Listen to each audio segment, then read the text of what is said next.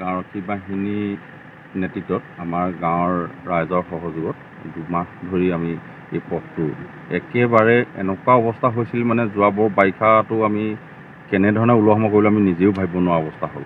যিহেতু স্কুলীয়া বিশেষকৈ আমি চাবলগীয়া হ'ল স্কুলৰ যিসকল কণ কণ ল'ৰা ছোৱালী সেইসকলৰ ঘৰৰ পৰা মাক দেউতাকে ইমান সুন্দৰকৈ উলিয়াই পঠায়, কিন্তু ঘূৰি যাওঁতে দেখে তেওঁলোকৰ কিতাপ বেগৰো অৱস্থা নাই, ৰঙা বোকা গোটেই লুটু পুটু হৈ ঘৰ ওলাইগৈ। ঠিক আমি বাটত পাওঁ, কেতিয়াবা চাইকেল দাঙি উঠাই দিওঁ, কেতিয়াবা বোকা এৰুৱাই দিওঁ। এনেকৈ ভাবিলোঁ যে এনেকৈ আৰু নহ'ব, গতিকে মই বিশেষ গাঁও সভাৰ গাঁওৰক্ষী বাহিনী প্ৰেচিডেণ্ট হিচাপে মোৰ সদস্যসকলৰ লগত আলোচনা কৰিলোঁ। ওচৰৰে 2জনমান জ্যেষ্ঠ লোকৰ লগতো মই আলোচনা কৰিলোঁ। কৰাৰ পাছত তেওঁলোকৰো মই সঁহাৰি পালোঁ।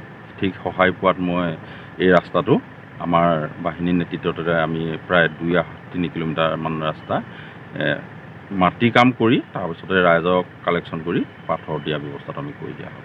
ঠিক ভাবিছোঁ আৰু এতিয়া পুনৰ যদি আকৌ কিবা হৈ যায়, ৰাইজৰ সহযোগ এনেধৰণে পাই থাকিলেই আমাৰ ৰাস্তা মই ভাবিছোঁ ভালে থাকিব। আৰু বিশেষকৈ মই আপোনালোকৰ জৰিয়তে এটা কথা, আমাৰ যিসকল ৰাইজে আমাক ৰাস্তাটোত ওতঃপ্ৰোতভাৱে সহায় জনালে, আমি তেওঁলোকক আপোনালোকৰ চেনেলৰ যোগেদিয়ে অশেষ তেওঁলোকলৈ ধন্যবাদ জনাওঁ। ইমান চৰকাৰ আমি আচলতে বিশেষ ওপৰো বিচৰা নাই, আমাৰ মেম্বাৰৰ লগতে সোধ-পোছ কৰিছিলোঁ। তেওঁলোকে তেতিয়া ক'লে এনেই ৰাস্তাটো হেৰিত আছে, কিন্তু এতিয়ালৈকে অৰ্ডাৰ হোৱা নাই বা কোনো কামৰ সিদ্ধান্ত নাই। তেতিয়া আমি ভাবিলোঁ আৰু চৰকাৰ ঘৰততো নামটো সকলো ৰাস্তাই থাকে, গতিকে আমাৰ ৰাস্তাটো কোনবাত কাম হ'বতো ধৰিব নোৱাৰি। গতিকে অহা বাৰিষাটো পালেহিয়ে। ঠিক আমাৰ ল'ৰা ছোৱালীৰ লগতেতো কৃষকৰ কেঁচাপাতো বিশেষকৈ আমাৰ এই অঞ্চলৰ বাম জেগা কেঁচাপাত উলিওৱা সোমোৱা কৰিবৰ কাৰণে যে এনেকুৱা অৱস্থা হয়, ক'লোৱে নহয় ষ্টুডেণ্টৰ কথা তেনেকুৱা। আৰু যিহেতু এজন বেমাৰী যেতিয়া উলিয়াই আনিবলগীয়া হয়, আগত এখন বলেৰোত মানুহ উঠালৈ, পাছত এখন বা আগত এখন ট্ৰেক্টৰে টানি উলিয়াই আনিব লাগে পকা আলিলৈকে। সেই অৱস্থা হোৱাৰ কাৰণে আচলতে আমাৰ বহুত চিন্তা হৈ পৰিছিলে, আৰু আমি চৰকাৰলৈ বাদ নাচাই ৰাইজে নিজে লগ লাগি এই ৰাস্তাটো নিৰ্মাণ কৰিলোঁ।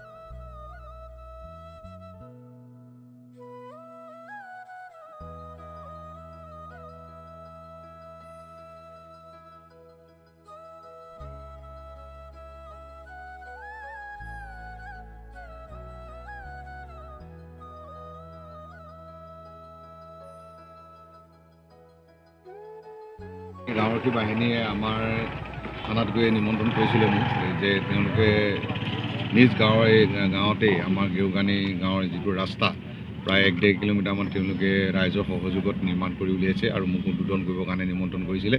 সেই অনুপাতে আহিলোঁ। সঁচাকৈ আমি দেখিলোঁ সকলো ৰাইজৰ সহযোগত আৰু গাঁওৰক্ষীৰ তত্বাৱধানত এটা সুন্দৰ এটা ৰাস্তা তেওঁলোকে নিৰ্মাণ কৰিলে, আৰু ইয়াত যথেষ্ট ৰাইজেও যথেষ্টখিনি দান বৰঙণি আগবঢ়ালে।